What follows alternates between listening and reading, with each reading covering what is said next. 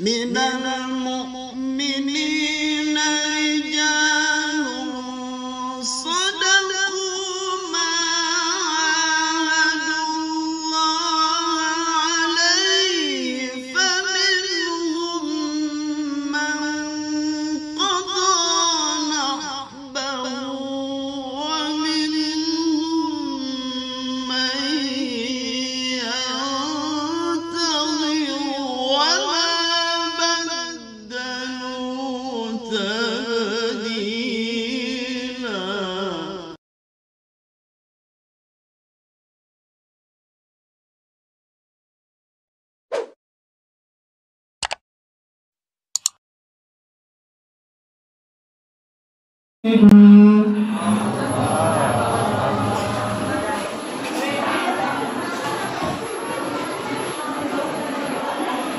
وكأين من نبي قاتل معه ربيون كثير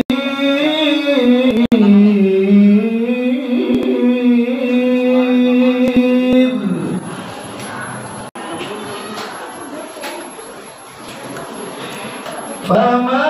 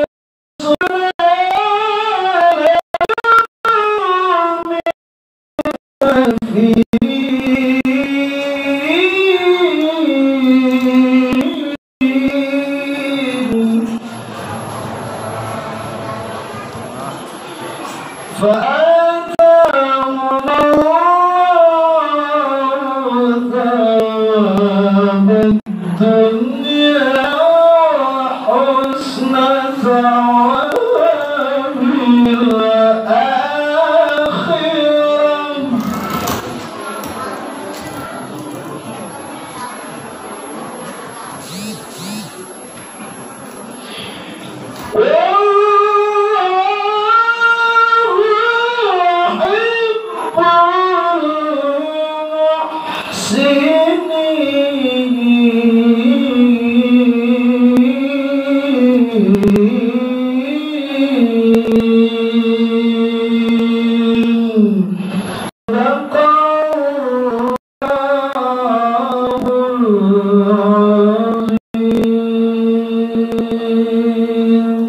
السلام عليكم ورحمة الله وبركاته.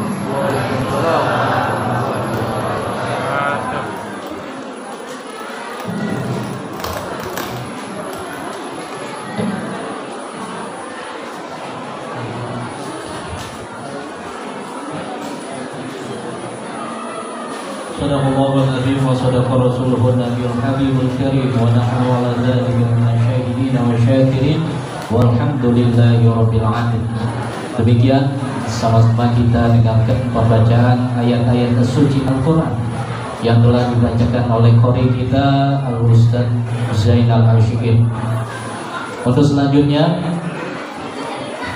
sambutan dari guru besar kita, guru besar dari Mushola Ad-Dahiriyah Al-Istiqomah sekaligus sahibul majlis Al-Mukarram Al-Ustaz Haji Arwani Marhum.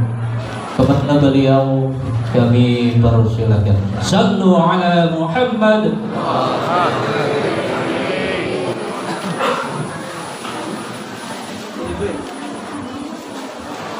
Assalamualaikum warahmatullahi wabarakatuh.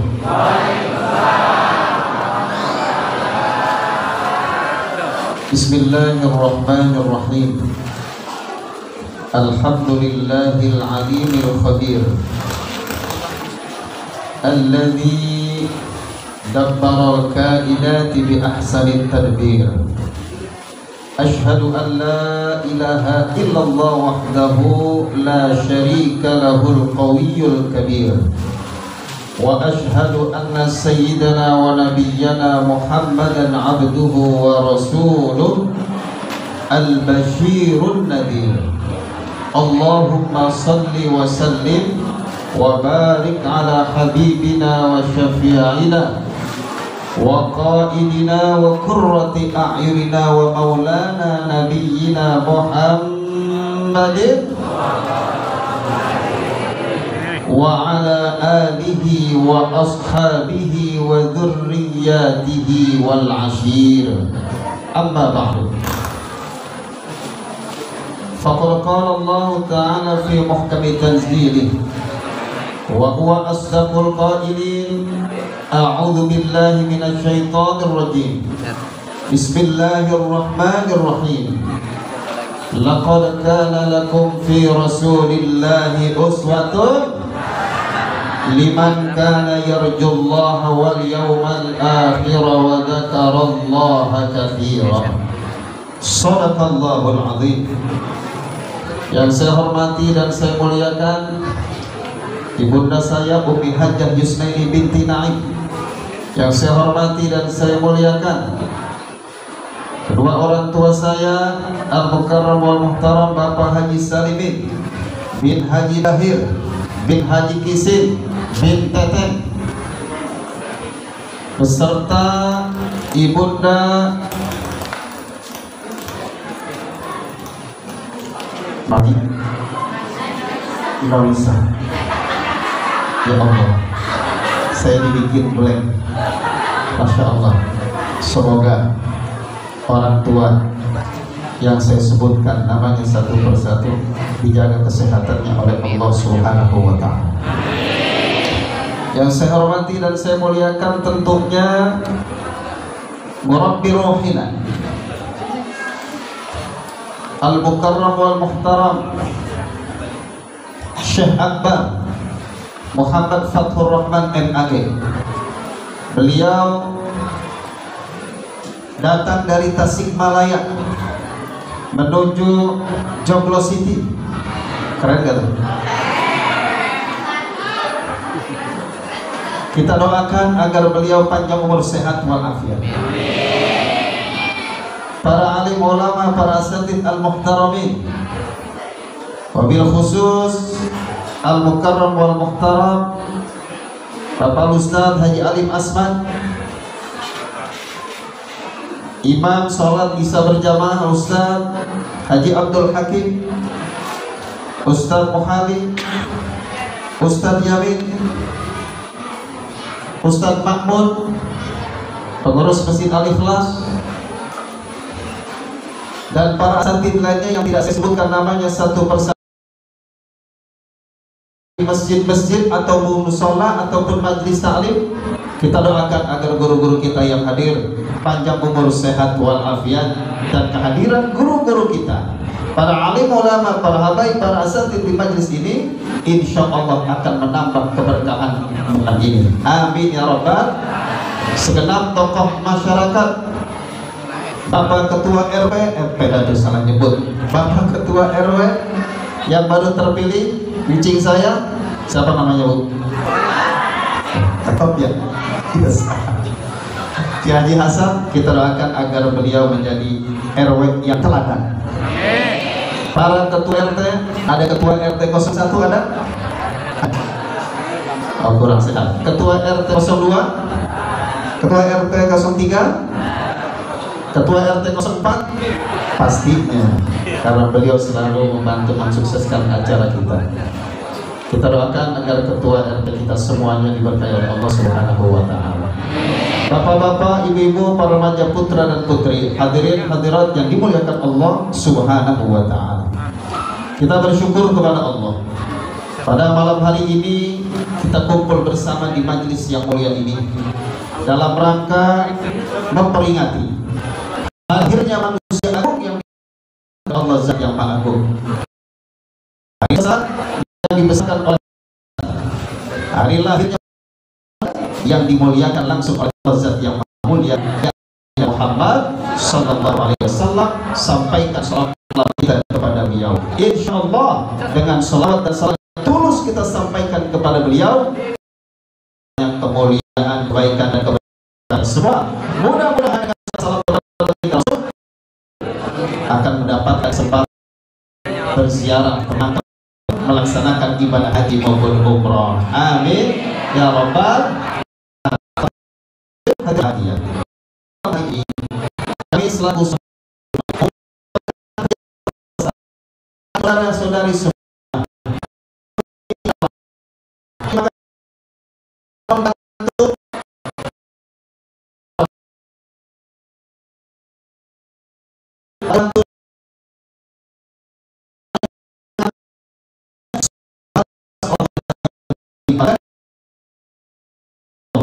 Amin.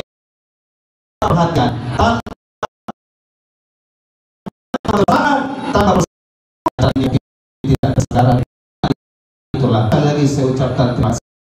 Yang kedua, saya sebagai sampaikan permohonan maaf juga ya nih Bapak Ibu lagi menyampaikan kepada kita semua melaksanakan peringatan kecintaan kita kepada Allah.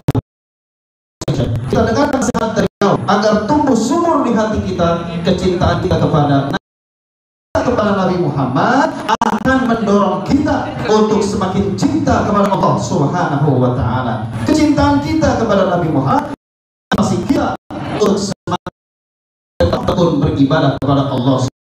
Saya mengajak kita semua yang hadir, usai kita menghadiri acara peringatan Maulid, buktikan kecintaan kita kepada Nabi Muhammad dengan peningkatan ibadah kepada Allah Subhanahu wa taala. Buktikan dengan bakti kita kepada kedua orang tua kita. Buktikan dengan penghormatan kita kepada para guru, para ulama, para habaib, para kiai, para asatidz. Hadirin yang dirahmati Allah, saya teringat sebuah nasihat yang berbunyi, "Lau kunta sadiqan, lau kunta sadiqan, jika engkau betul-betul tuhibbu, mencintai Nabi," kata pepatah dan nasihat itu, maka buktikan kecintaanmu dengan apa?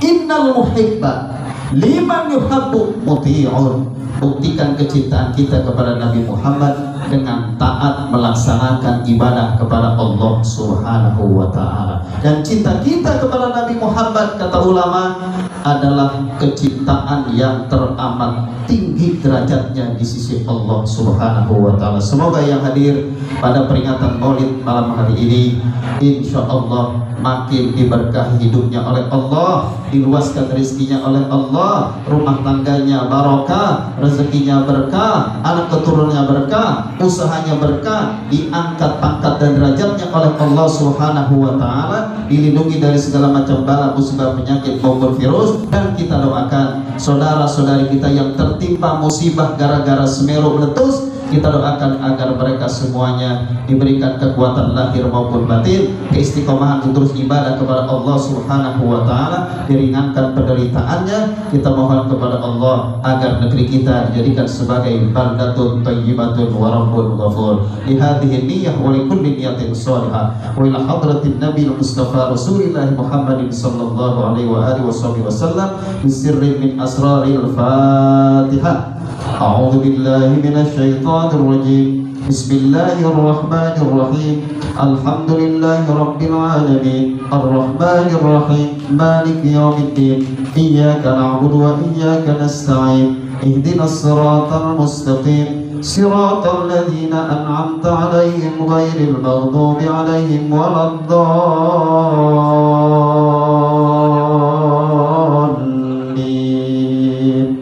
Amin. Semoga doa kita dengan sebab dari surah Fatihah dikabulkan oleh Allah Subhanahu wa taala. Kurang lebihnya mohon maaf. Hadani Allah wa iyyakum ajma'in. Assalamualaikum warahmatullahi wabarakatuh.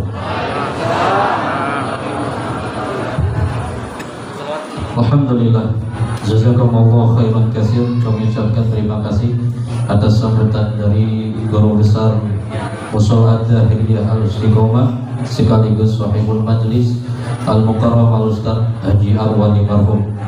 Untuk selanjutnya, mari hadirin wal hadirat, sejenak kita dengarkan pembacaan sholawat yang akan disampaikan dan dibawakan oleh Ustaz Mut.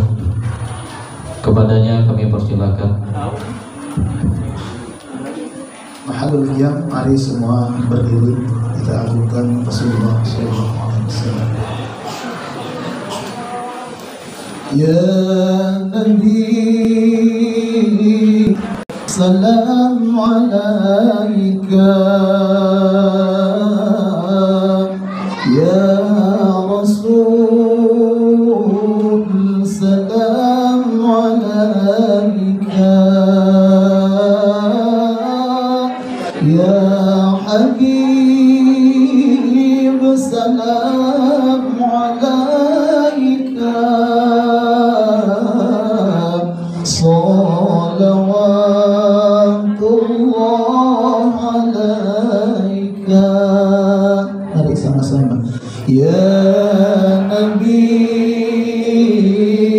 salam alaika.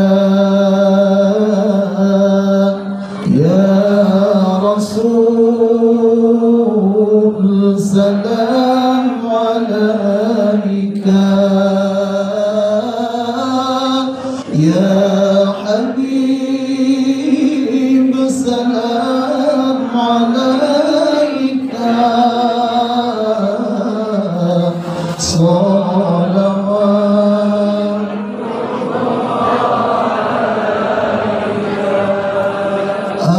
أشرق البدر علينا فاختفت منه البدور. أشرق البدر علينا فاختفت منه البدور مثل حسنك ما رأينا قط يا وجه سروري. يا نبي سلام عليك.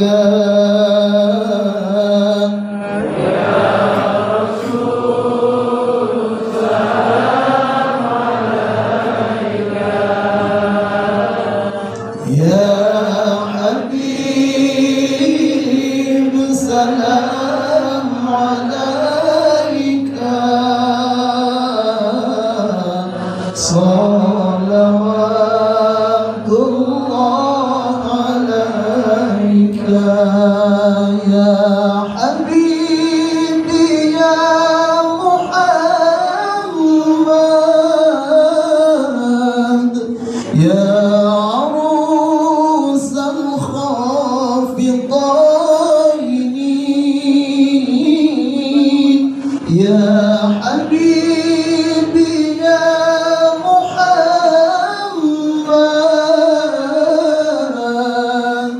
ya arus al-khafidaini, ya muayyad ya mumajjad, ya imam al-qiblataini, ya nabi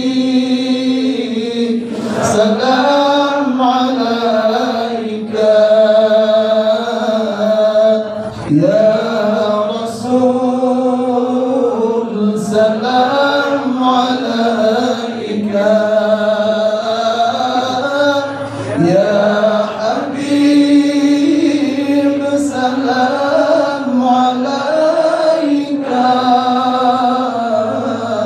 salawatullah alaika.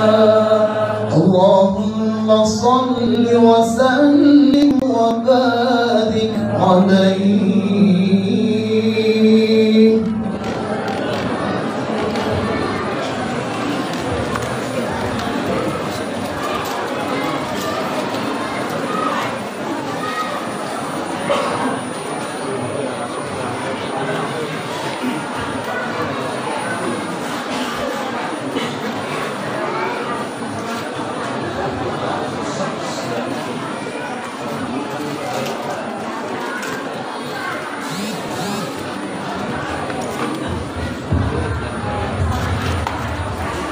Bismillah, assalamualaikum warahmatullahi wabarakatuh.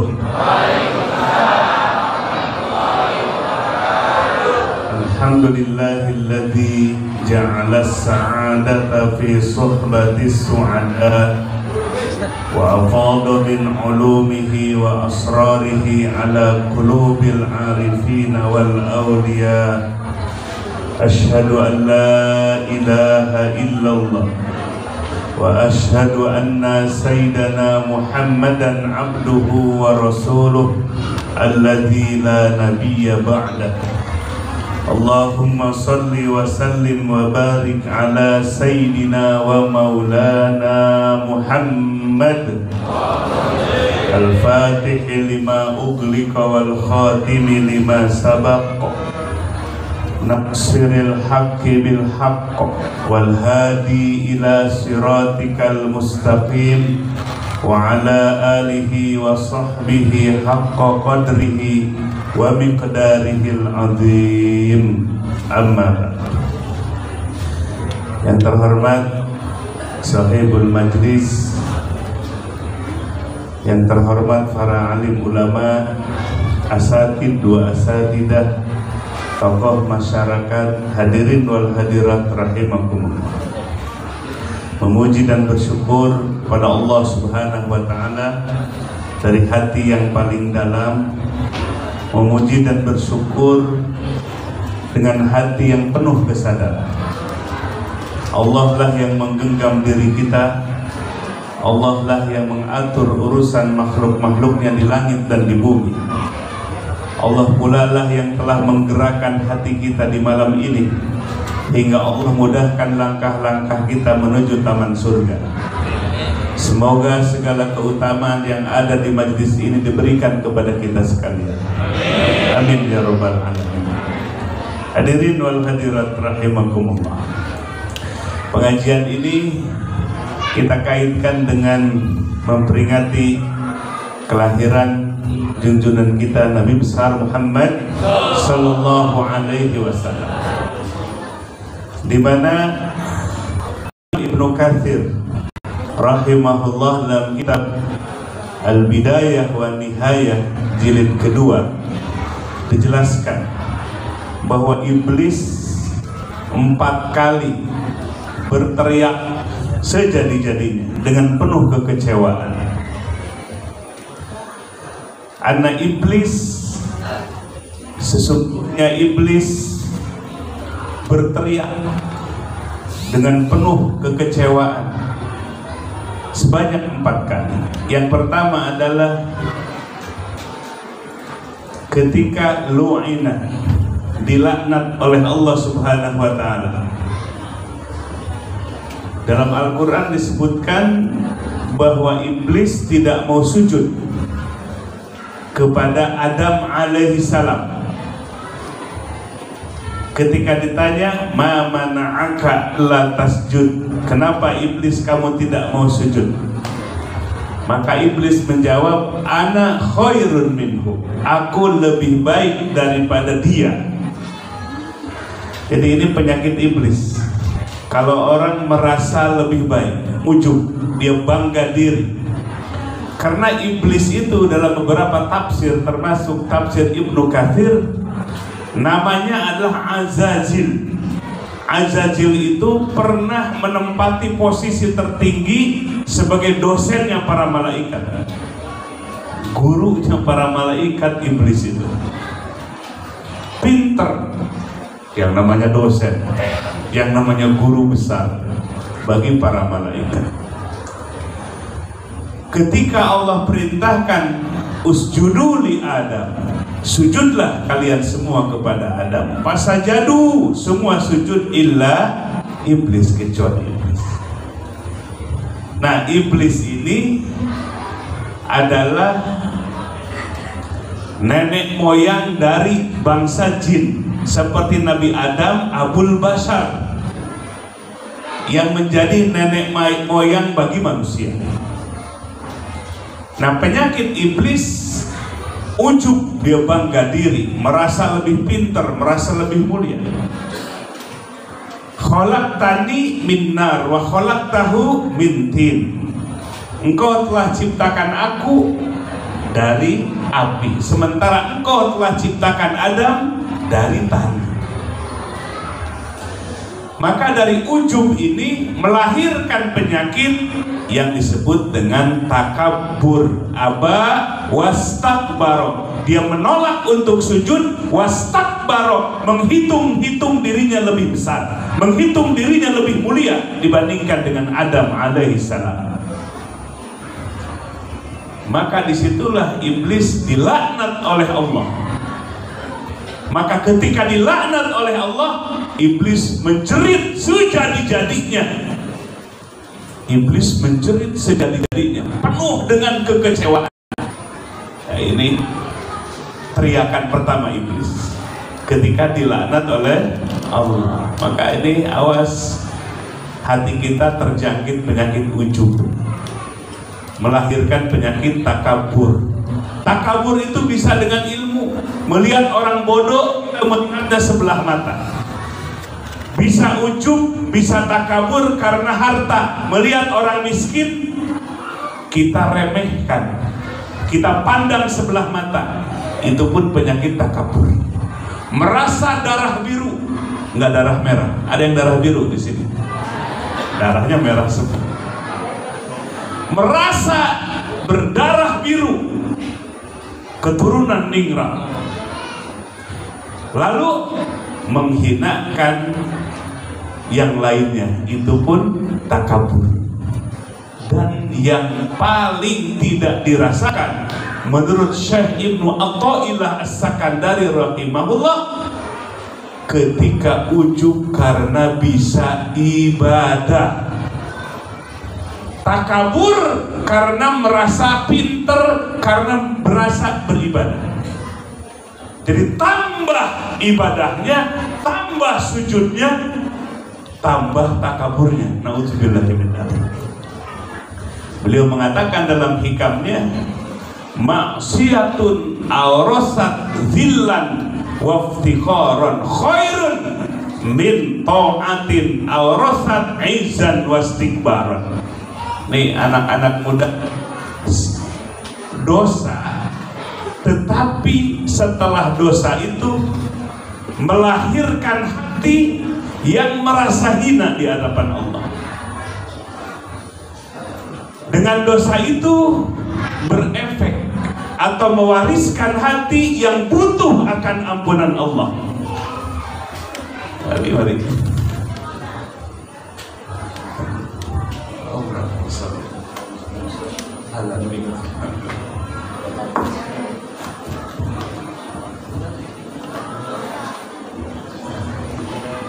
Jadi Bapak Ibu sekalian,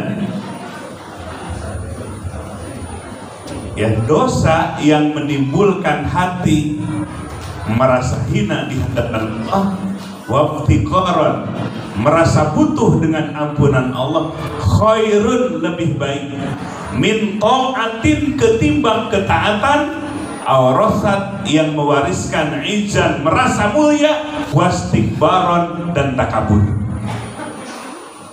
Jadi dosa yang berefek menjadi merasa hina dan butuh akan ampunan Allah lebih baik ketimbang taat.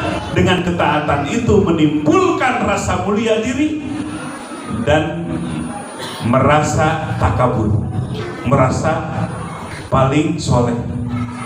Nah, ini yang harus diwaspadai. Jadi dibalik ketaatan malah menimbulkan takabur. Lihat orang yang suka maksiat, dia cibir, penyakit. La ilaha illallah Muhammad Rasulullah fi kulli wa nafasin adada ma wa Allah. Yang baik itu, kalau kita dimampukan pada Allah, kita harus meyakini bahwa ketaatan ini adalah anugerah dari Allah, pemberian dari Allah. La tubrihka ta'atun li'annaha barazat minka.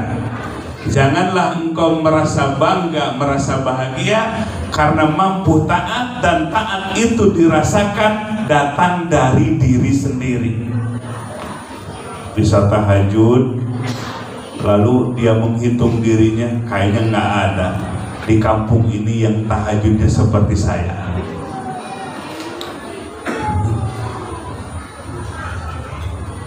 Maka janganlah engkau bangga dan bahagia dengan ketaatan kalau ketaatan itu dirasakan datang dari dirimu, mampu kemampuan sendiri. Walakin ibrah, akan tetapi bahagia, li'annaha barazat minallahi iya.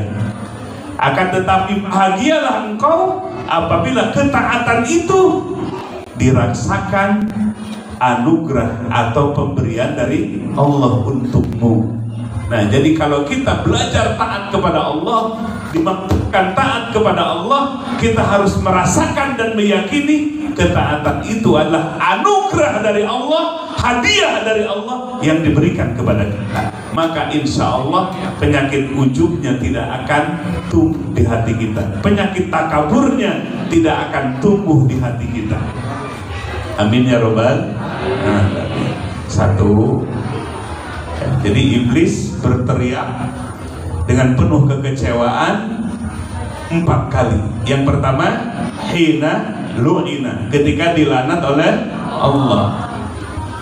Yang kedua, hina uhbita, ketika iblis diusir dari surga turun ke bumi. Ya Allah Subhanahu wa ta'ala marah. Kemudian iblis yang menikmati fasilitas surga diusir dari surga dan diturunkan ke bumi. Ini kekecewaan, tangisan iblis yang kedua. Lalu yang ketiga, hina ulida Rasulullah sallallahu alaihi wasallam. Iblis berteriak, menangis sejadi-jadinya, penuh kekecewaan.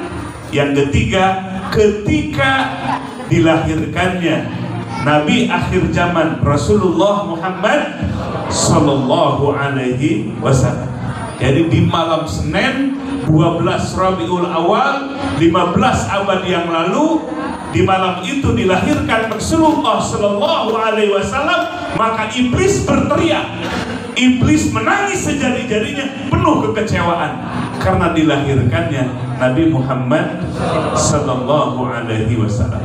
Dan di malam itu diumumkan bahwa jin yang biasa, jin yang di bumi itu biasa ke langit, menginjakan kakinya ke langit. Apa tujuannya? Ngintip-ngintip bisikan para malaikat, lalu dibocorkan ke dukun-dukun untuk menyesatkan umat manusia. Tapi mulai dari malam itu diumumkan bahwa iblis, jin yang biasa menginjakan kakinya ke langit ditutup oleh Allah Subhanahu wa Ta'ala. Kemudian dilempari dengan api, sehingga iblis, sehingga jin tidak bisa lagi mendengar berita-berita langit. Makanya dulu ya, ketika contoh Firaun mimpi, kemudian siapa yang mentakwilkan? Dukun, tukang-tukang sihir, bahwa akan ada anak laki-laki yang akan menggulingkan kekuasaan. Jadi dukunnya itu mati. Kenapa? Karena dibisikkan oleh iblis, dibisikkan oleh setan, dibisikkan oleh jin. Ketika itu sebelum Nabi lah ke dunia, mereka bisa naik ke langit, kemudian mendengarkan informasi-informasi, bisikan-bisikan, pembicaraan-pembicaraan para malaikat tentang kejadian yang akan datang. Nah, itulah yang dibawa, yang dibisikkan oleh jin kepada para dukun. Maka setelah Nabi Shallallahu Alaihi Wasallam dilahirkan, maka ditutup, sehingga jin-jin itu tidak bisa lagi memancangkan kakinya ke langit. Kemudian dilempari dengan api apabila ada yang coba-coba ke sana. Nah, ini Bapak Ibu sekalian, teriakan iblis yang ketiga, tangisan iblis yang ketiga dengan penuh kemarahan dan penuh kekecewaan. Kenapa? Iblis tahu yang dilahirkan itu bukan manusia biasa. Kenapa? Karena sering mendengar berita dari langit. Iblis tahu kalau Muhammad sallallahu alaihi wasallam nabi akhir zaman, Nabiur Rahmah. Wa ma arsalnaka illa rahmatan lil alamin. Tidaklah kami mengutus engkau kecuali menjadi rahmat bagi seluruh alam semesta. Jadi kemuliaan dan keagungan Rasulullah sallallahu alaihi wasallam sudah diketahui oleh iblis, sudah diketahui oleh para syaitan. Maka di malam itu iblis menangis sejadi-jadinya, penuh kekecewaan. Nabiur Rahmah dilahirkan ke muka bumi. Maka Bapak Ibu sekalian, untung nggak kita sebagai umat Nabi? Untung apa enggak? Sebelum kita lahir ke dunia, minta dulu nggak pingin jadi umat Nabi Muhammad sallallahu alaihi wasallam? Enggak. Jadi usaha siapa ini? Murni karunia dari. Nah, tinggal pertanyaannya, suka bersyukur nggak kita dijadikan sebagai umat akhir zaman, umat Nabi Muhammad sallallahu alaihi wasallam. Dalam salah satu hadisnya, al-jannatu hurrimat 'alal anbiya. Surga itu diharamkan kepada seluruh para nabi. Hatta adkhalaha. Nabi bersabda, hingga aku memasukinya terlebih dahulu, baru yang lain dihalalkan masuk surga. Demikian pula al-jannatu hurrimat 'alal umam. Surga diharamkan bagi umat-umat terdahulu. Surga diharamkan bagi umat Nabi Musa. Surga diharamkan bagi umat Nabi Isa. Surga diharamkan bagi umat Nabi Nuh. Semua umat terdahulu diharamkan masuk surga. Hatta tadkhulaha ummati, sehingga umatku masuk surga terlebih dahulu, baru umat-umat yang lainnya masuk surga. Kita umat akhir zaman, tapi masuk surganya duluan. Senang apa enggak? Senang apa enggak? Kalau dibagi sembako duluan, senang apa enggak? Kalau sembako mah ngerti ya. Ini masuk surga, umat lain nunggu dulu sebelum umat Nabi Muhammad sallallahu alaihi wasallam masuk surga terlebih dahulu. Inilah kemuliaan dari umat Nabi Muhammad sallallahu alaihi wasallam. Ternyata di balik itu, jadi umat Nabi Muhammad sallallahu alaihi wasallam gede besar tantangannya. Betul apa betul? Zaman Nabi Musa ada handphone nggak? Ada internet nggak? Ada Facebook nggak? Nggak ada. Sekarang banyak perceraian gara-gara apa? Gara-gara Facebook. Perceraian gara-gara Facebook. Masalah dulu nggak ada, sekarang kita hadir. Jadi umat Nabi Muhammad SAW itu besar tantangannya, besar ujiannya. Maka Allah turunkan ilmu pengetahuan, Allah turunkan teknologi, banyak manfaatnya sekaligus banyak madaratnya kalau kita tidak berhati-hati. Dulu anak-anak kalau sebelum maghrib sudah pada di masjid, betul nggak? Sekarang gimana? Subhanallah, itu yang namanya sama HP susah. Makanya harus tegas dan bijak kita untuk anak-anak kita. HP diatur waktunya. Jangan sampai terus kecanduan. Itu konon kabarnya seperti di Korea Selatan. Itu banyak para remaja yang kecanduan dengan HP. Dari bangun tidur sampai tidur lagi dengan HP. Sampai dibuatkan terapinya seperti di pesantren. Seminggu tidak megang HP. Sampai di pesantren kan kalau di kita itu. Kenapa? Saking kecanduannya dengan HP. Nah, mudah-mudahan kita media sosialnya dipakai untuk ilmu. Media sosialnya kita pakai untuk dakwah. Tapi sebelum upload ingat dulu, jangan sampai kita kena penyakit ria.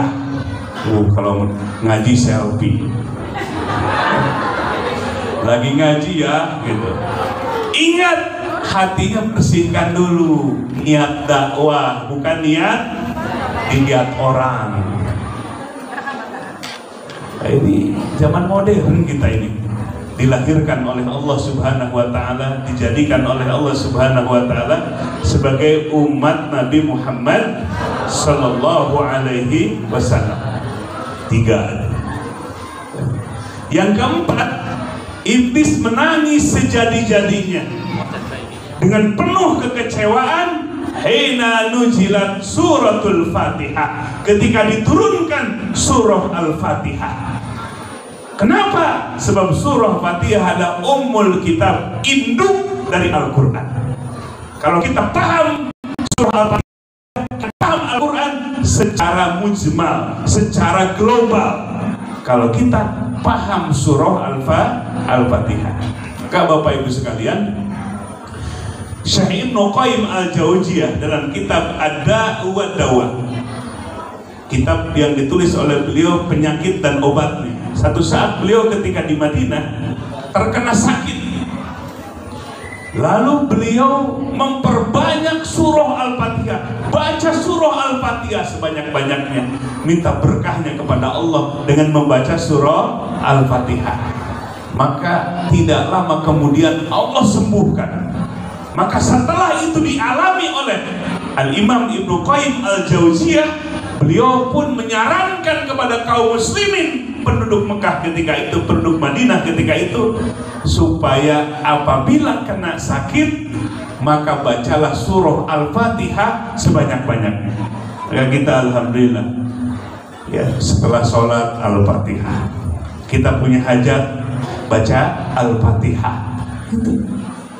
Kenapa? Karena surah Al-Fatihah itu adalah sebagai jampe.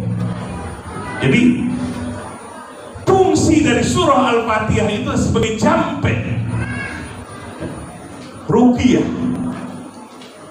Di masa Rasulullah Sallallahu Alaihi Wasallam, ini Bapak Ibu sekalian, ada sekelompok para sahabat melakukan perjalanan. Ketika pulang ke Madinah habis bekalnya, kemudian lewatlah ke satu perkampungan. Di situ belum masuk Islam. Pimpinan kabilahnya ternyata sedang sakit, di mana kakinya tersengat oleh kalajengking, bengkak. lalu meminta kepada sahabat itu supaya diobati. Nah, karena minta diobati, ini kebetulan juga ini para sahabatnya sedang kehabisan bekal. Akhirnya, boleh aku sembuhkan, aku doakan, asal diberikan kambing. Maksud kambing itu untuk menjadi bekal makanan. Akhirnya deal lah, ya deal. Apa yang dilakukan oleh sahabat itu? Dia membaca surah Al-Fatihah, kemudian ditiup-tiupkan ke kakinya yang bengkak itu, maka tidak lama kemudian disehatkan oleh Allah Subhanahu wa Ta'ala. Cuma sahabat-sahabat ini takut dosa juga, karena melakukan itu belum ada petunjuk dari Nabi Sallallahu Alaihi Wasallam. Istilahnya takut bid'ah. Belum dicontohkan oleh Nabi mengobati penyakit dengan surah Al-Fatihah itu. Maka dia akhirnya dapat kambing tuh dimakan untuk bekal perjalanan. Sampai datanglah ke Madinah, yang dicari adalah Rasulullah Sallallahu Alaihi Wasallam. Kenapa? Ingin buru-buru menanyakan persoalan itu. Lalu setelah itu menghadaplah kepada Nabi dan menceritakan kasus itu. Rasulullah senyum, maka Rasulullah SAW menyatakan itu adalah benar. Jadi mengobati dengan membaca surah Al-Fatihah, termasuk mengobati meminta ajrun. Meminta apa? Minta apa? Minta upah. Dibolehkan, ya. Nah, akhirnya para sahabat legalah dadanya karena melakukan sesuatu dan pada akhirnya dibenarkan oleh Rasulullah Sallallahu Alaihi Wasallam. Nah, ini pembaca surah Fatihah ini alhamdulillah menjadi tradisi yang baik di kalangan kita. Setelah sholat Al-Fatihah, setelah doa juga Al-Fatihah juga. Ya, ada hajat surah Al-Fatihah. Mau pengajian kita buka dengan Al-Fatihah juga, ditutup Al-Fatihah juga. Nah, ini mengikuti Ibnu Qayyim Al-Jauziyah dalam kitab Ad-Da' wa Dawa. Ya, kitabnya bernama Penyakit dan Obatnya. Nah, salah satu obat mujarab adalah membaca surah Al-Fatihah. Ada yang jomblo nggak? Kok pada diam nih? Jadi para pemuda ada yang jomblo nggak? Di pemudi masih ada yang jomblo nggak? Perbanyak surah Al-Fatihah.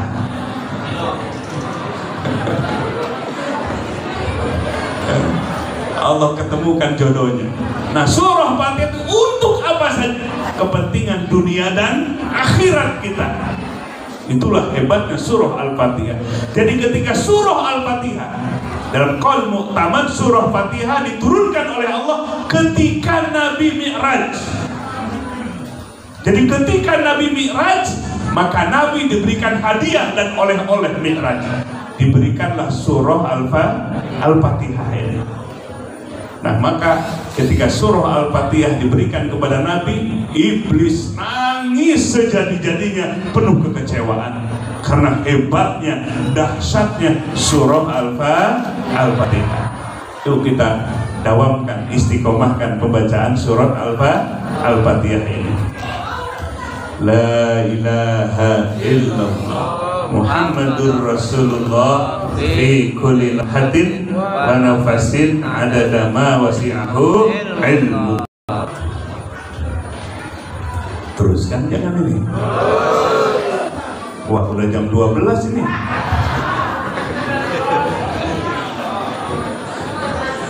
Lanjutkan, jangan. Terus. Kemana ini? Kayak tukang parkir aja terus. Bapak Ibu sekalian, sebelum Nabi diutus usia 40 tahun, ada dua ilmu tasawuf yang terlebih dahulu diberikan kepada Nabi. Ada dua ilmu tasawuf yang diberikan kepada Nabi kita, Nabi Muhammad Sallallahu Alaihi Wasallam. Yang pertama, ketika Nabi usia 4 tahun dalam asuhan Halimah As-Sa'diyah, di satu perkampungan di luar kota Mekah. Nabi usianya 4 tahun, sedang bermain-main dengan teman sebayanya, main panah-panahan, ya, main anak-anak di zamannya. Datanglah Jibril alaihissalam mengenakan pakaian putih-putih.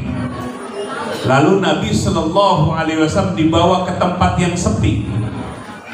Teman-temannya berteriak-teriak mencari-cari ibu asuhnya, susuannya, Halimah As-Sa'diyah. Anak-anak teman sebayanya mengatakan, Muhammad diculik, Muhammad diculik. Nabi Muhammad SAW kemudian dibaringkan. Setelah dibaringkan, dadanya dibelah, lalu hatinya dikeluarkan. Lalu Jibril alaihissalam mengatakan kepada Nabi Muhammad yang masih kecil 4 tahun itu, ya Muhammad, aku keluarkan hatimu dan aku bersihkan di hati itu tempat diamnya setan. Nih, dalam setiap hati manusia ada tempat diamnya setan. Ketika manusia lupa kepada Allah, setan diam di situ. A'udzubillahi minasyaitonir rajim. Wa may ya'shu an dzikrir rahman nuqayyid lahu syaitonan fahuwa lahu qarin. Barang siapa yang lupa dari Allah yang Ar-Rahman, lupa bu, yang diinget duit kayak marmot. Di Tasik namanya marmot. Di sini apa kalau di Joglo itu? Yang di bawah kelinci itu apa tuh? Ya marmot ya, tuh kan? Duit gitu suaranya. Duit. Dikasih rumput, dia rumputnya habis, duit. Jadi kalau ibu-ibu pikirannya duit kayak marmot itu.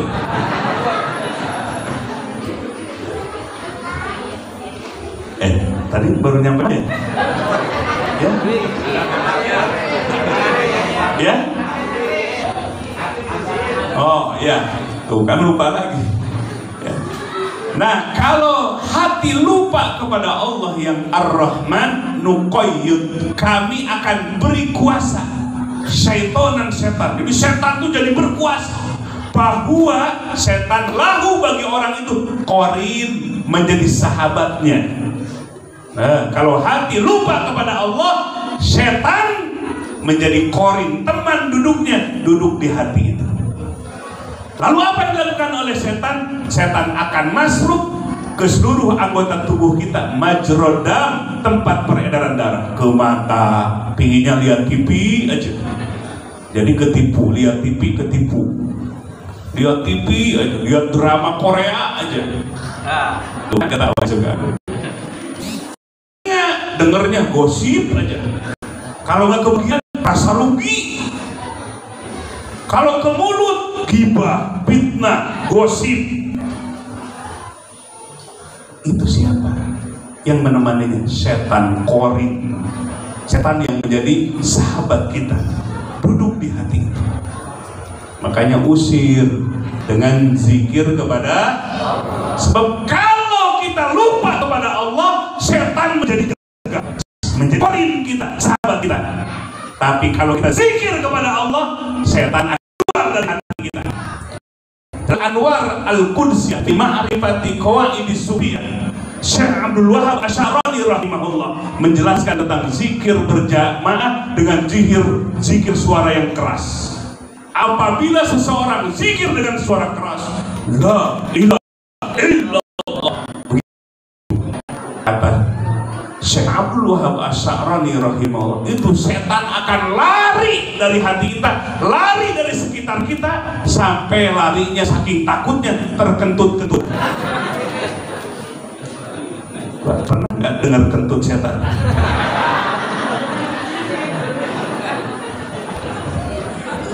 Orang yang mengenal, orang yang dibukakan mata hatinya, muka sapa, bisa mendengar kentutnya setan, bukan kentut orang aja. Saking takutnya itu setan, lari dari sekitar orang yang zikir dengan suara keras, sampai larinya terkentut-kentut. Makanya kalau Ya, kalau kita zikir dengan suara yang keras. Rabbus saut zikri hina yansarifun nas kana ala ahdi Nabi sallallahu alaihi wasallam. Hadis yang diriwayatkan oleh Ibnu Abbas radhiyallahu anhu. Mengeraskan suara zikir setelah sholat fardu dilakukan pada masa Rasulullah sallallahu alaihi wasallam. Kata Ibnu Abbas radhiyallahu anhu, kalau terdengar gemuruh zikir oleh tetangga masjid, berarti sholat fardu baru saja ditunaikan. Nah, ini suara zikir dengan suara keras ba'dal maktubah setelah sholat fardu ternyata membuat setan lari terkentut-kentut saking takutnya dengan suara zikir kepada Allah. Nah itu kitab Tadurul Qulub bi Muamalati Alamil Ghuyub, Syekh Muhammad Amin Al-Qurdi membagi dalam 3 bagian. Zikir jahar dengan suara keras, la ilaha illallah. Itu Bapak Ibu sekalian, ketika illallah itu ke sebelah kiri, disitulah tempat diamnya setan. Jadi la ilaha illallah, maka setan akan lari keluar dari hati, tempat tinggal setan. Kedua, zikir khofi hanya terdengar oleh telinga kita. Subhanallah, subhanallah, subhanallah, subhanallah. Yang ketiga, sir, zikir dengan relung batin. Allah, Allah, hati zikir, tidak diucapkan, tapi hatinya zikir kepada Allah. Itu namanya zikir sir. Jadi zikir jahar, zikir khofi, zikir sir. Zikir dibagi dalam 3 bagian. La ilaha illallah Muhammadur Rasulullah fi kulli lamhatin wa nafasin adada ma wasi'ahu. Nah, Nabi sallallahu alaihi wasallam dibersihkan hatinya. Ini yang pertama. Berapa kali? Tidak kurang dari 3 kali. Dibersihkan hatinya, dibersihkan dari tempat duduknya setan di dalam hati. Pertama usia 4 tahun, yang kedua sebelum Nabi mendapatkan Al-Quran memasuki usia 40 tahun, dan yang ketiga yang terakhir ketika Nabi akan Mi'raj. Ketika Nabi akan Mi'raj, oleh para ulama, pembersihan hati Nabi oleh Jibril alaihissalam disebutlah tazkiyatun nafs, pembersihan jiwa, pembersihan hati, an sifatil mazmumah, dari sifat-sifat yang tercela. Nah, sehingga Bapak Ibu sekalian, Imam An-Nawawi Ad-Dimashqi rahimahullah dalam kitab Al-Maqasid An-Nawawiyah menyebutnya sebagai thariqatu tazkiyatin nafs, thariqah metode pembersihan jiwa, sehingga wajib bagi kita melakukan proses ini. Nabi sebelum diutus dibersihkan terdahulu hatinya oleh Jibril alaihis. Bapak Ibu sekalian, ya, kalau orang terjangkit penyakit hati kerasa apa tidak? Banyak dia nggak ngerasa. Tapi kalau penyakit fisik, apalagi COVID-19 kemarin, sampai penuh rumah sakit di mana-mana. Betul. Kenapa? Penyakit fisik itu kerasa pahitnya, kerasa sakitnya. Tapi kalau penyakit hati nggak kerasa. Maka Imam Al-Ghazali dalam Kitabul Arba'innya ada 10 penyakit hati yang berbahaya dan wajib untuk dibersihkan. Itulah yang disebut dengan tahliyah. Tahliyah artinya membersihkan, mengosongkan hati dari penyakit-penyakit hati. 2 saja Bapak Ibu sekalian yang dibahas malam ini. 1 yang disebut dengan penyakit hati itu riya namanya. Riya itu ketika beribadah kepada Allah semata-mata ingin dilihat oleh orang lain. Ya. Pas sholat sendiri itu persis seperti ayam yang matuk apa? Beras. Giliran di belakang ada yang ngemakmum, ya, ada yang ngemakmum, itu langsung sujudnya sampai setengah jam. Karena di belakang ada makmum. Tapi ketika sholat sendirian, persis seperti air yang matokin beras. Jadi lamanya itu khusyuk atau karena sesuatu? Karena orang itu namanya apa? Riya. Maka Nabi menyebutkan satu waktu Nabi datang kepada sahabatnya, sahabat yatazakkaruna ad-dajjal. Ketika itu sedang membicarakan tentang Dajjal dan bahayanya Dajjal. Lalu Nabi bersabda, sukakah diberitakan kepadamu sesuatu yang lebih berbahaya ketimbang Dajjal? Sesuatu yang berbahaya dibandingkan dengan Dajjal. Maka para sahabat menjawab, qalu bala, tentu ya Rasulullah. Maka Nabi menyatakan yang lebih berbahaya daripada Dajjal adalah asyirkul khafi, syirik yang tersembunyi. Apa syirik yang tersembunyi? Riya namanya. Ini Bapak Ibu sekalian. Maka nanti di akhirat akan dipanggil 3 kelompok, yuqda yaumal qiyamah thalatha. Akan dipanggil di hari kiamat 3 kelompok. Yang pertama ada rajulun ustusya, laki-laki yang mati di medan perang, dipanggil, pulang kamu ke sini. Kemudian Allah menjelaskan nikmat-nikmat yang diberikan kepada si laki-laki itu ketika di dunia, dan si laki-laki itu mengakuinya. Lalu Allah bertanya, untuk apa nikmat itu? Apa yang kau lakukan dengan nikmat itu? Maka si laki-laki itu menjawab, aku maju ke medan perang sampai aku terbunuh. Maka Allah menjawab, kadzabta, dusta engkau.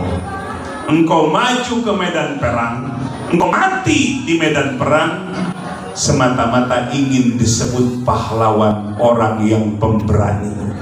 Maka seretlah orang ini dan lemparkan ke dalam api neraka. Padahal sampai mati ya. Allah lihat penyakit hati riyanya itu. Ya Allah, padahal sampai matinya, tapi matinya sia-sia, diseret dan dilemparkan ke dalam api. Allah melihat isi hatinya tidak ikhlas, terjangkit penyakit riya. Allah panggil lagi kelompok yang kedua. Kemudian Allah beritakan nikmat yang telah diberikan kepadanya dan orang itu mengakuinya. Lalu Allah bertanya, untuk apa nikmat itu? Apa yang kau lakukan dengan nikmat itu? Maka orang itu menjawab, aku belajar ilmu. Mana ada santri di sini belajar ilmu? Yang kuliah. Aku belajar ilmu dan mengajarkan ilmu itu, dan aku membaca Quran. Maka Allah menjawab, kadzabta, engkau dusta. Engkau mencari ilmu dan mengajarkan ilmu, engkau membaca Quran, semata-mata engkau ingin disebut seorang alim dan seorang qori. Jadi ketika menuntut ilmu dan mengajarkan ilmunya, ketika baca Quran tidak ikhlas hatinya, ingin disebut seorang alim dan ingin disebut seorang qori yang pandai membaca Quran. Maka diseret orang itu, faulqiya finnar, lemparkan ke dalam api neraka. Padahal udah capek yang pesantren, udah capek ngajarin ilmu, sudah capek baca Quran, tetapi malah dilemparkan ke dalam api neraka. Allah melihat buruknya hati, karena ada penyakit hati namanya riya. Yang ketiga dipanggil lagi. Lalu Allah beritakan nikmat-nikmat yang diberikan kepada orang itu, dan orang itu mengakuinya. Lalu Allah bertanya, untuk apa nikmat itu? Apa saja yang kau lakukan dengan nikmat itu? Orang itu menjawab, aku bersodakoh, aku berinfak, aku membangun masjid, aku membangun madrasah, aku menyantuni orang yang miskin, aku menyantuni orang yang yatim. Allah menjawab, kadzabta, dusta engkau. Karena engkau mengeluarkan hartamu ingin disebut jawad, orang yang dermawan. Seretlah orang ini, faulqiya finnar, lemparkan ke dalam api neraka. Padahal rajin sedekah, bangun masjid, bangun madrasah, menyantuni yang yatim, yang miskin. Kenapa diseret ke neraka? Tidak ikhlas, terkena penyakit riya, ingin disebut orang dermawan, ingin disebut orang dermawan. Ini contoh 3 kelompok nanti di mahsyar. Mudah-mudahan kita terbebas hati kita dari penyakit riya ini. Riya itu dalam beribadah kepada Allah. Yang kedua, awas kalau riya hubungannya dengan Allah, ibadah. Yang kedua adalah hasad, dengki, iri, dengki dengan sesama manusia. Tetangganya beli parabola, dia beli paramek. Pusing lihat tetangganya maju. Awas, ini penyakit yang berbahaya. Iyyakum wal hasada, fa innal hasada ya'kulul hasanat kama ta'kulun nar al-hatab. Waspadalah dengan penyakit hasad. Sesungguhnya hasad itu akan menghabisi kebaikanmu seperti api yang menghabiskan kayu bakar. Amal-amal kebaikan kita habis karena ada hasad di hati kita. Hasad, melihat orang lain mendapat nikmat dari Allah, dia malah pusing bagaimana cara menghilangkan nikmat itu. Tetangga maju, dia berpikiran di mana dia ya punya pabrik tuyulnya. Jadi dengan penyakit hasad itu menimbulkan penyakit yang lain, apa? Ghibah, fitnah, menghancurkan nama baiknya karena ingin menghancurkan nikmat Allah yang diberikan kepada orang lain. Jadi dari penyakit hasad itu menimbulkan penyakit ghibah, penyakit fitnah, bahkan permusuhan. Padahal kalau tetangga dapat nikmat Allah, punya mobil misalnya, alhamdulillah, alhamdulillah, kita senang. Kalau kita butuhkan bisa pinjam, ikut bahagia. Ini makanya bawaan dunia ini membuat bahaya, membuat panas. Nah, kalau dalam hati kita, ya dalam hati kita tidak menyukai, ingin menghilangkannya, berarti terjangkit penyakit hasad. Buang jauh-jauh, gak ada manfaatnya, malah bencana di tengah masyarakat. Persaudaraan menjadi tiada, yang ada permusuhan, ingin menjatuhkan nama baiknya, menjatuhkan martabatnya, fitnah segala macam karena penyakit hasad. Biasanya penyakit hasad itu tumbuh yang selektif. Tukang beras dengan tukang beras di pasar, ada nggak tukang beras? Yang satu ramai, yang satu sepi. Kemana ya dukunnya itu? Tukang emas dengan tukang emas, yang satu ramai, yang satu sepi. Ustadz dengan ustadz, ustadz juga manusia. Makanya ada kisah ini, Ustadz Hasad namanya. Mau dengarkan ceritanya? Mau? Yuk kita dengarkan. Kalau ada yang ngantuk nggak jadi. Diceritakan zaman dulu ada 2 ustadz, yang satu laku sampai sang raja sering mengundangnya, yang satu lagi sepi, nggak ada yang mengundang. Ceritanya setelah si ustadz yang soleh yang diundang oleh sang raja itu selesai, datanglah dulu ustadz yang hasad itu, lalu membisikkan kepada sang raja, wahai tuan raja, ternyata si ustadz yang menasehati itu, dia bercerita kepadaku bahwa mulutmu itu adalah bau, katanya. Kata si raja, kurang ajar juga, tapi harus dibuktikan ini. Akhirnya coba, katanya, kalau besok ngajar lagi pasti mulutnya akan ditutup. Akhirnya besok harinya, Bapak Ibu sekalian, si ustadz yang soleh itu ketika akan ngajar ke sang raja, si ustadz yang hasad manggil dulu, sini, gaya kayak teman dekatnya aja. suruh mampir ke rumahnya. Setelah ke rumahnya dikasih makan, lauk pauknya hanya jengkol sama pete. Wah, ini doyan semua ini. Akhirnya namanya Ustadz Soleh dimakan aja, karena itu yang diberikan oleh tuan rumahnya, dimakan aja. Setelah itu pamit buru-buru ingin ngajar di si raja itu. Kemudian ngajarlah, tinggal si raja, bener nggak ini ya Ustadz ini, bener nggak? Pas dideketin, ternyata si Ustadz Soleh itu menutup mulutnya. Padahal menutup mulutnya itu bukan menganggap bahwa mulut raja yang bau, tapi mulut dirinya yang bau karena habis makan sama jengkol. Akhirnya kata, ini bukan gosip ini, bener si Ustadz ini menghinakan aku. Akhirnya dikasihlah memo supaya datang ke satu menteri. Ustadz, bawalah memo ini, datanglah ke menteri, kau akan diberi hadiah. Dibawalah memo itu. Ketika keluar dari meja itu, datang saja dan aku akan mendapatkan hadiah. Saya anterin. Padahal isi memonya, orang siapa yang membawa surat ini, panggil yang bawa palanya ke hadapanku. Dibawa oleh si Ustadz Hasan itu. Gembiranya diberi memo itu ke menterinya, lalu dibaca. Barang siapa yang membawa memo ini, penggal lehernya dan bawa kepalanya ke hadapanku.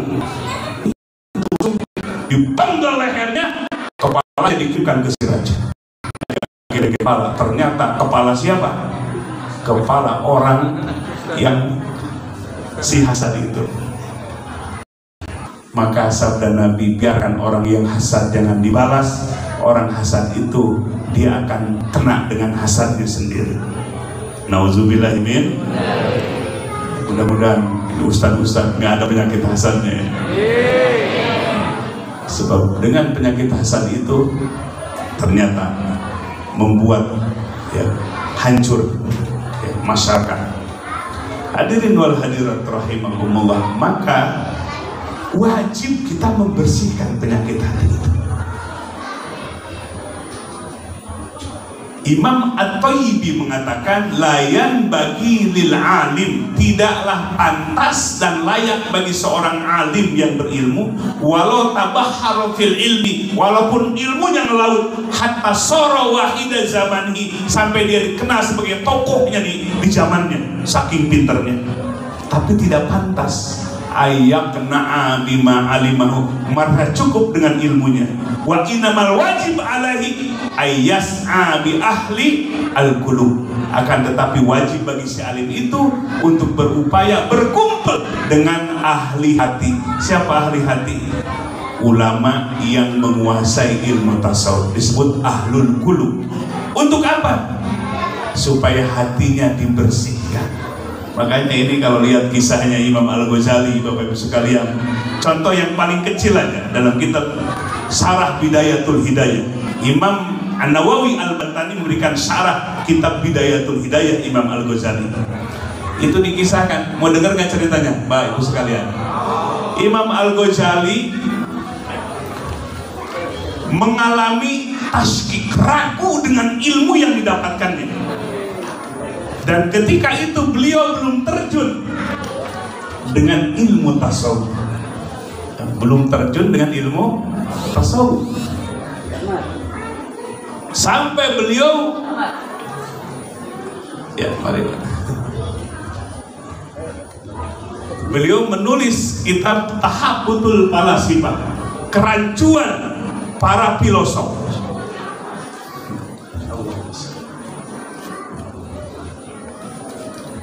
Kenapa? Sebab ilmu-ilmu yang zahir menurut Imam Al-Ghazali itu banyak menipunya. Sampai pada akhirnya beliau datang ke rumah ibunya masih ada. kebetulan berjumpa dengan adiknya namanya Ahmad Al-Ghazali. Jadi ayahnya itu meninggal ketika Imam Al-Ghazali dan Ahmad Al-Ghazali masa kanak-kanak. Kemudian mewasiatkan kepada istrinya supaya hartanya dipakai untuk memesantrenkan kedua anak itu. Imam Al-Ghazali mesantren. Begitu juga Imam Ahmad Al-Ghazali. Imam Ahmad Al-Ghazali beliau bergabung dengan ahli thariqah. Sholatlah Imam Al-Ghazali jadi imam, sebab ulama besar Imam Al-Ghazali ketika itu. Kemudian adiknya Ahmad Al-Ghazali di belakang jadi makmum. Setelah selesai sholat, maka adiknya Ahmad Al-Ghazali sholat mu'adah. Apa sholat mu'adah itu? Mengulang sholat karena dianggap kurang sah atau kurang afdol. Imam Al-Ghazali melihat adiknya sholat mu'adah, tersinggung besar. Tersinggung besar. Belum bertasawuf itu gitu, udah kesinggung, udah marah gitu. Kalau nggak bertasawuf itu begitu, orang ngomong kemana kesinggung aja. Itu bawaan orang yang tidak bertasawuf itu begitu. Imam Ghazali dalam kondisi seperti itu akhirnya minta dihakimi oleh ibunya. Dipanggillah Ahmad Al-Ghazali. Kata ibunya, "Hai Ahmad Al-Ghazali, apakah engkau tadi sholat apa yang dilakukan?" "Aku sholat mu'adah, wahai ibuku." "Kenapa engkau sholat mu'adah?" "Aku merasa tidak sah sholat beserta kakakku." "Kenapa?" Imam Ghazali tambah merah aja mukanya. "Kenapa?" "Sebab aku melihat di gamis kakakku penuh dengan darah." Imam Al-Ghazali ketika itu masih pakai gamis yang sama. "Wahai Ahmad, lihatlah gamisku, setetes pun tidak ada darah di gamisku." Imam Ahmad Al-Ghazali senyum. "Allah perlihatkan gamismu penuh dengan darah karena mulai takbiratul ihram sampai salam engkau hatimu tidak ingat kepada Allah, tapi ingat kepada karangan yang belum selesai bab haid dalam ilmu fikih." Jadi Imam Ghazali dari takbir sampai salam bukan ingat kepada Allah, Allahu Akbar, hatinya tidak membenarkan apa yang diucapkan, tetapi ingat kepada karangannya yang belum selesai bab haid. Maka Allah perlihatkan gamis Imam Al-Ghazali berdarah. Itulah yang membuat adiknya Ahmad Al-Ghazali sholat mu'adah, sholat kembali. Nangis Imam Al-Ghazali. Aku ingin disitulah awal Imam Al-Ghazali tasawuf, mencari mursyid. Bergurulah kepada mursyid adiknya Ahmad Al-Ghazali. Satu waktu datanglah kepada gurunya, ingin diaku sebagai muridnya. Kata gurunya, "Kalau kau ingin menjadi muridku, bersihkan halaman rumahku." Seorang ulama besar disuruh membersihkan apa? Halaman rumah. Setelah selesai, kata gurunya, Al-Ghazali belum selesai. Itu masih ada kotoran. Di situ ada kotoran manusia. Bersihkan kotoran itu, jangan menggunakan alat, pakai tanganmu sendiri. Di situ baru Imam Al-Ghazali bingung. Mau nggak Pak kotoran orang diambil, dibersihkan dengan tangan sendiri tanpa menggunakan alat? Maka ketika berpikir Imam Al-Ghazali ingat kepada kisah iblis yang tidak mau sujud atas perintah Allah. Disitulah terbuka hati Imam Al-Ghazali. Maka dia berpasrah hatinya, ingin menjalankan perintah calon gurunya itu. Maka bismillah Imam Al-Ghazali siap untuk membersihkan kotoran itu tanpa menggunakan alat. Hampir tersentuh kotoran itu, baru kata gurunya, "Stop Al-Ghazali, kau selesai." Baru dapat ilmu segitu Bapak Ibu sekalian, terbuka hati Imam Al-Ghazali. Ternyata dari ilmu yang didapatkan membuat hati sombong. Itulah yang dibersihkan pertama oleh mursyidnya. Yang pertama dibersihkan adalah kondisi batinnya, ahwalnya, kondisi batinnya, karena hatinya berpenyakit. Al-Ghazali, kau pulang. Itu Bapak Ibu sekalian, baru dibersihkan segitu, Imam Al-Ghazali terbuka mata hatinya sebagai pembukaan mata hati yang pertama. Sampai dia pulang ke rumahnya, pulang ke pesantrennya, dia kumpulkan santri semuanya. Lalu dia berkhutbah, dia menyampaikan, hai murid-muridku, aku baru saja mendapatkan ilmu yang jauh, yang lebih hebat, yang lebih bermanfaat ketimbang ilmu yang aku ajarkan kepada kalian. Itu dilihat oleh mata hatinya, pesantrennya itu seperti game zone, tempat permainan anak. Pesantren yang besarnya itu seperti permainan anak-anak. Kenapa? Sebelum Imam Al-Ghazali bertasawuf, hatinya lalai, sholatnya hatinya lalai, ngajarnya hatinya lalai. Persis seperti anak-anak kecil yang sedang bermain. Pada akhirnya Imam Al-Ghazali, seperti ditulis oleh beliau dalam kitab Al-Mumkid Minad Dhalal, 12 tahun beliau beriadah dan bermujahadah sampai pada akhirnya terbukalah mata hati Imam Al-Ghazali. Ini kuncinya adalah tazkiyatun nafs, pembersihan jiwa dari penyakit-penyakit hati. La ilaha illallah Muhammadur Rasulullah fi kulli lamhatin wa nafasin adada ma wasi'ahu ilmullah. Teruskan, jangan ini. Terus sampai ke mana?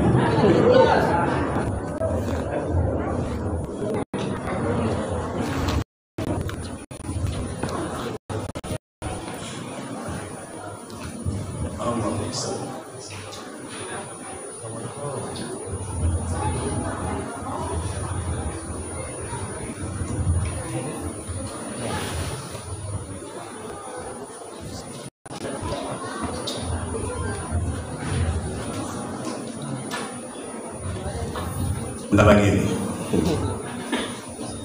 Oh, lama? Ya, apa lama ini?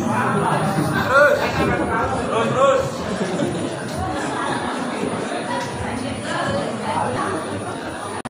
Hadirin wa hadirin rahimakumullah.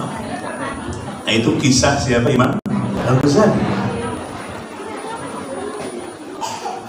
Sampai beliau mengatakan bahwa ilmu tertinggi adalah makrifat kepada Allah.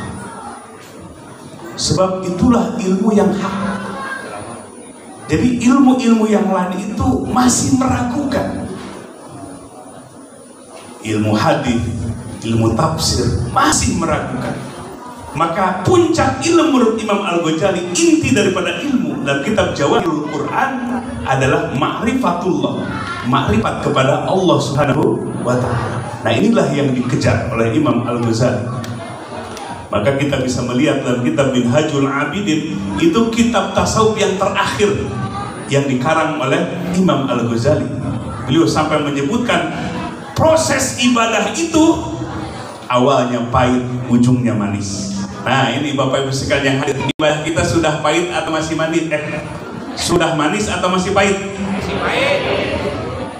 Kalau datang ke sini nanya apa Mudun? Nanya. Mau ngaji nanya apa Mudun? Programnya Mudun. Jadi kalau ibadah kita masih bidayah, masih start, ujungnya adalah bidayahnya adalah alhamdulillah syukur, memuji dan bersyukur hati. Kalau kita disuguhi banyak makanan dan minuman, tapi kita sedang sakit, kira-kira enak apa enak? Hati tidak sehat, membuat mata itu tidak membuat enak. Biasa kalau kampung itu kalau orang sakit segala dia dipotong, ayam dipotong. Kalau lagi sehat mah enggak, karena dia yang sehat. Itu. Nah, kalau ibadah kita masih merasa pahit, berarti hati kita yang berpenyakit, hati kita yang tidak sehat. Sebab agama inilah nikmat dari Allah. Al-yawma akmaltu lakum dinakum wa atmamtu alaikum ni'mati wa raditu lakumul Islam madina. Agama itu adalah nikmat yang sempurna. hanya bisa dinikmati oleh hati yang sehat tanpa berpenyakit. Maka Imam Al-Ghazali menuturkan 7 aqobah, 7 pendakian yang harus dilakukan oleh seorang salik yang beribadah kepada Allah. Sebutkan mulai dari aqobatul ilmi, harus mencari ilmu. Yang kedua aqobatul taubat, bertobat kepada Allah. Setelah tahu ilmunya, banyak kita kesalahan-kesalahan diri yang harus diperbaiki dengan taubat dan nasuh. Kemudian yang ketiga ada yang disebut dengan aqobatil awarid, yang menghalangi ibadah, ada 4. Kemudian aqobatul awaid, yang keempat aqobatul awarid, pengganggu ibadah, termasuk masalah rizki. Lalu aqobatul bawais, kita membutuhkan motivasi-motivasi dalam ibadah. Yang keenam aqobatul qawadih, yang akan merusak ibadah kita adalah ujub dan riya. Terakhir, kalau ini lulus ibadah kita, aqobatul hamdi wa syukri, kita akan memuji dan bersyukur kepada Allah. Jadi ibadah ini adalah kenikmatan yang Allah berikan. Ibadah ini adalah hadiah anugerah yang Allah berikan kepada kita. Maka ujungnya memuji dan bersyukur kepada Allah seperti penghuni surga nanti. Alhamdulillahilladzi shadaqana wa'dah, segala puji milik Allah. Jadi orang masuk surga itu bukan nepuk dada, siapa dulu dong bapaknya, siapa dulu dong ibunya, enggak. Ahli surga itu adalah alhamdulillahilladzi shadaqana wa'dah, segala puji milik Allah yang telah menepati janjinya. Nah, orang-orang yang mencapai puncak dalam ibadah menurut kitab Minhajul Abidin, memuji dan bersyukur kepada Allah. Manis ibadah itu, nikmat ibadah itu, kebahagiaan ibadah itu. Tapi kalau kita masih pahit, kita masih ada dalam bidayahnya, masih ada dalam startnya, memulainya. Mudah-mudahan ibadah kita jadi manis ini, manis dalam beribadah kepada Allah Subhanahu wa Ta'ala. Hadirin wal hadirat rahimakumullah, terakhir ini, Nabi SAW diberi ilmu tasawuf yang kedua. Setelah tazkiyatun nafs, dibersihkan kolbunya oleh Jibril alaihissalam, yang kedua Nabi diberi ilmu oleh Allah untuk bertahanus. Dalam ilmu tasawuf disebut berkholwat dan berujlah, mengasingkan diri di Gua Hiro. Ada yang pernah ke Gua Hiro? Dikira Gua Hiro itu seperti gua Pamijahan di Tasik, 1 RW bisa masuk semua. Ternyata ketika naik ke Gua Hiro dari Jabal Nur, itu 1,5 jam atau 2 jam, itu lempengan batu, hanya masuk 2-3 orang saja. Bayangkan Nabi SAW ada seminggu turun lagi, seminggu turun lagi. Apa yang dicari oleh Nabi? Bukan kekuasaan, bukan harta, bukan jabatan, bukan popularitas. Yang dicari oleh Nabi satu, Allah Subhanahu wa Ta'ala. Dia harus berujlah, meninggalkan manusia, mengurangi makan, mengurangi minum, mengurangi tidur, karena akan berhadapan dengan makhluk, beradaptasi dengan makhluk ruhani Jibril alaihissalam. Makanya Bapak Ibu sekalian, kalau pingin rohani kita ini makhluk jasmani dan rohani. Yang bergaul bukan jasmani saja, tapi rohani kita harus bergaul dengan para malaikat. Di kanan kita ada malaikat Raqib, di kiri ada malaikat Atid. Allah Ar-Raqib yang maha mengawasi. Rohani kita tidak pasif, rohani kita aktif. Bukan jasmani saja yang aktif, makanan lagi, minuman lagi, bergaul lagi. Rohani kita harus bergaul. Maka inilah yang kedua, Nabi bermujlah atau berkholwah. Maka dalam ilmu tasawuf, Baitul Wilayati qusimat arkanuhu sadatuna fihi minal abdani. Dari perjalanan Nabi berkholwat di Gua Hiro, berujlah di Gua Hiro, ada 4 ilmu. Yang ilmu itu amalannya para wali abdal. Yang pertama adalah ma baina sumtin, tidak banyak ngomong.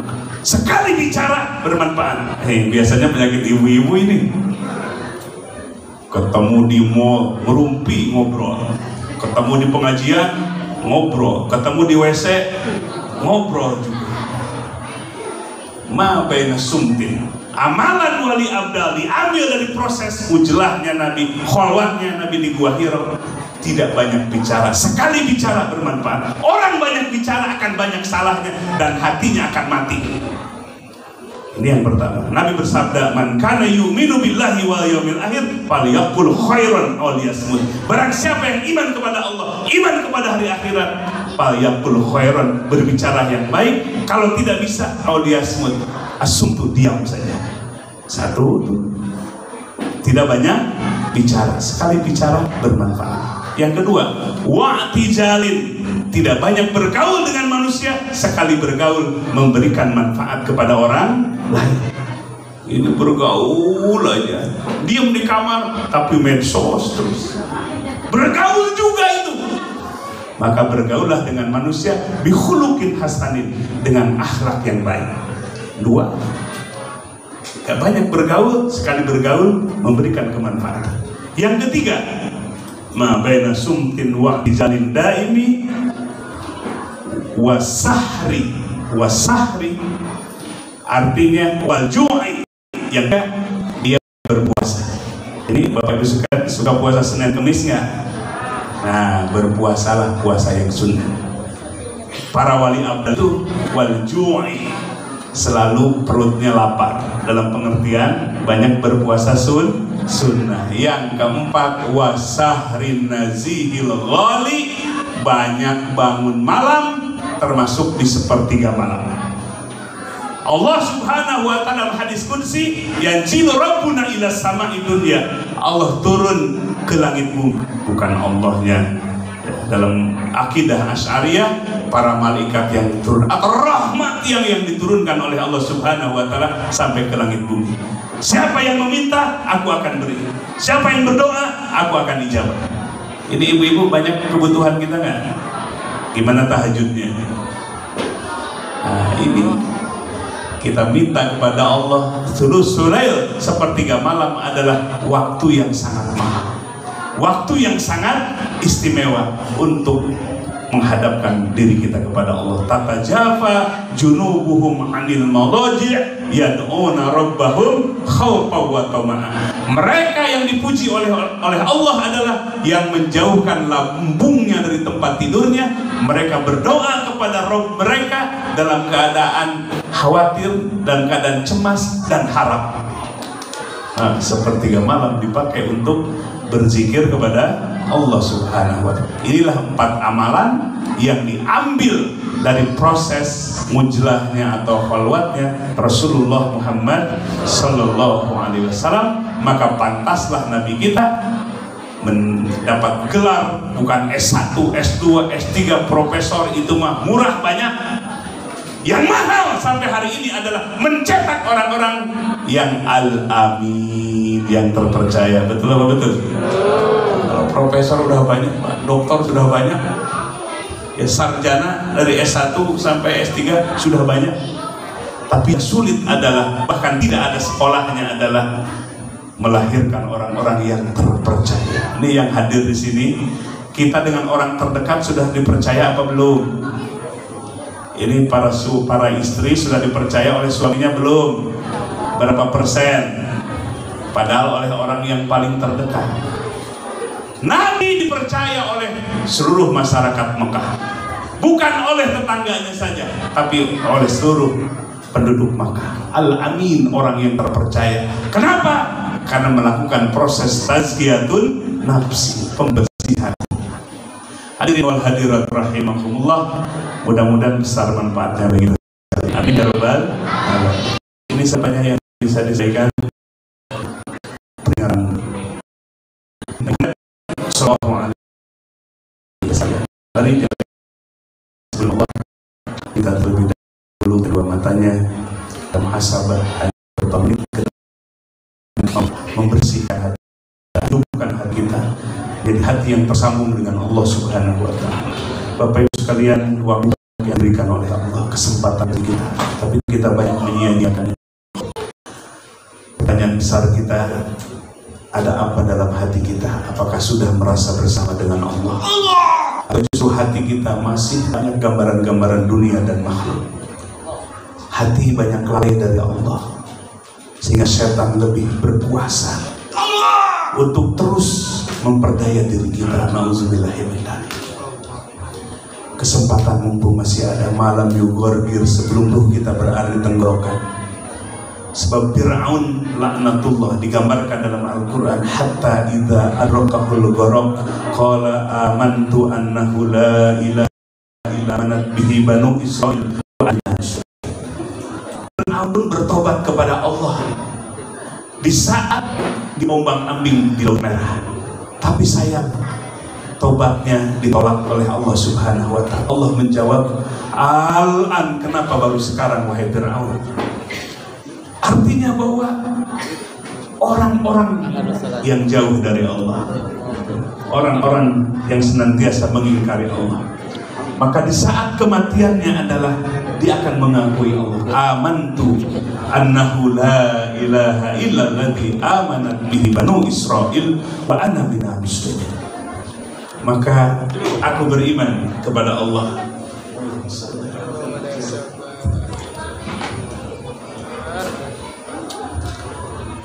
Hadirin wal hadirat rahimakumullah. Maka oleh sebab itu, mumpung Allah masih berikan kesempatan bagi kita masih bisa bernapas, mari kita manfaatkan. Jadilah orang yang bertobat kepada Allah, jadilah orang yang membersihkan diri kita. Setiap manusia jatuh kepada dosa. Sebaik-baiknya orang yang jatuh kepada dosa adalah orang yang bertobat kepada Allah Subhanahu wa ta'ala. Baik, mari angkat kedua tangan kita munajat kepada Allah Subhanahu wa ta'ala. Allahumma salli ala sayyidina wa habibina wa syafi'ina wa maulana Muhammad wa sallim wa radiyallahu tabaraka wa ta'ala an kulli sahabati Rasulillah ilahana dhawika ya dhal jalali wa ikram ladata jami'i asma'ika wa sifatika wa musyahadati dhatik fi tajalliyatik bi'azamatika wa kibriyaik kama zawwaqta dzalik nabiyyaka sayyidana Muhammadan sallallahu alaihi wasallam. Allahumma ij'alna hadina mahdiyin ghairuddallin wala mudillin barrun rahimun jawadun karim. Allahumma iftah alaina futuhal anbiya wal awliya bijudika wa karamika ya arhamar rahimin. Ya Rabb, ampuni seluruh dosa-dosa kami. Ya Rabb, ampuni seluruh kezaliman-kezaliman kami, yang disengaja maupun yang tidak disengaja. Dosa yang kami lakukan mulai dari balik sampai malam ini. Ya Rabb, kami tidak bisa menghitung dosa yang kami perbuat. Ya Rabb, kami tidak mampu menyebutkan seperti dosa yang telah kami perbuat. Tapi kami meyakini Engkau adalah Al-Ghafur, Engkau adalah Al-Ghaffar. Ampunanmu lebih besar dibandingkan dengan besarnya dosa hamba-Hamba. Ampunanmu lebih banyak dibandingkan dengan banyaknya dosa hamba-Hambamu. Ya Rabb, ampuni dosa kedua orang tua kami. Ibu yang telah mengandung, yang telah membesarkan dengan jerih payah. Ayah yang telah menafkahi, panting tulang peras keringat. Dan ada di antara kami orang tua yang tidak bisa ditatap lagi wajahnya, yang tidak bisa berkumpul lagi dengan kami. Mereka sudah ada di alam barzah. Kami belum banyak berbuat baik kepada mereka. Di masa hidupnya justru kami sering melukai perasaan mereka. Ya Rabb, jadikan alam barzahnya raudhatun min riyadil jannah, taman-taman surga yang membahagiakan mereka. Ya Rabb, bersihkan hati kami. Keluarkan penyakit-penyakit hati dari hati kami. Penyakit ujub, penyakit riya, penyakit takabur, penyakit hubul dunia, hubul jah, hubul riasah, yang membuat hati kami menjadi rusak, hati kami berpenyakit. Ya Rabb, dengani hati kami dengan sifat-sifat yang terpuji, sifat sabar, sifat syukur, tawakal, ikhlas, ridho, mahabbah, kecintaan kepadamu di atas segala-galanya. Ya Rabb, bangkitkan hati kami selama-lamanya, hati yang merasakan, hati yang meyakini Engkaulah yang menggenggam diri kami, Engkaulah yang mengatur urusan makhluk-makhluk di langit dan di bumi. Ya Rabb, bangkitkan hati kami selamanya. Engkau bangkitkan di malam ini. Engkau yang maha melihat, Engkau yang maha menguasai, Engkau adalah Raqib yang maha menatap, yang maha mengawasi, sampai mengawasi hati kami. Ya'lamu kha'inatal a'yun wa ma tukhfi sudur. Engkau mengetahui apa yang ada dalam lubuk hati dan apa yang Engkau sembunyikan dan apa yang kami sembunyikan dalam hati kami. Ya Rabb, bangkitkan hati kami selama-lamanya supaya kami bisa mengisi lembaran demi lembaran ini, kesempatan yang Engkau berikan di dunia ini untuk beramal soleh dengan ikhlas atas nama-Mu. Ya Ghaniyu aghnina bifadlika amman siwa. Wahai Zat yang maha kaya, limpahkan rezeki yang berkah kepada kami. Bukakan keberkahan pintu langit dan pintu bumi bagi kami. Kami pun dengan rezeki-Mu. Jadikan semua rezeki yang Kau berikan kepada kami menjadi teman ibadah dan dakwah kami. Rabbana hablana minas shalihin. Ya Rabb, jadikan anak cucu kami generasi yang saleh. Di saat kami nanti ada di alam barzah, ada yang menggantikan dakwah, ada yang menyebarkan ilmu, ada yang menghidupkan masjid, memberikan kemanfaatan kepada masyarakat yang lebih luas.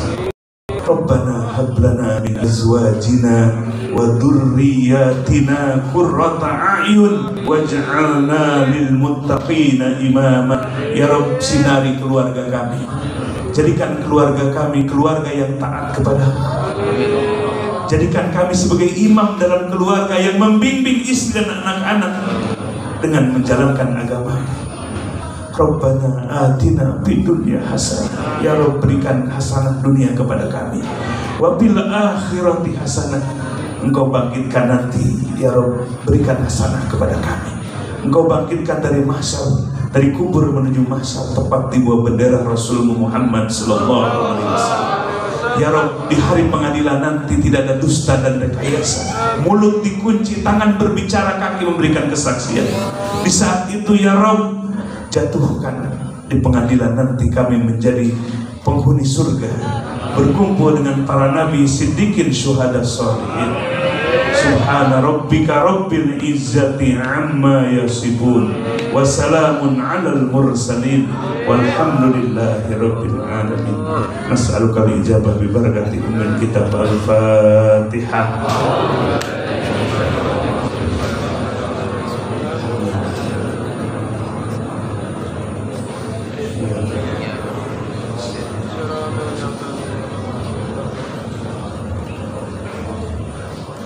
Hasbunallah wa ni'mal wakil, ni'mal maula wa ni'mal nasir. Subhanakallahumma wa bihamdik, asyhadu an la ilaha illa anta, astaghfiruka wa atubu ilaik. Assalamualaikum warahmatullahi wabarakatuh.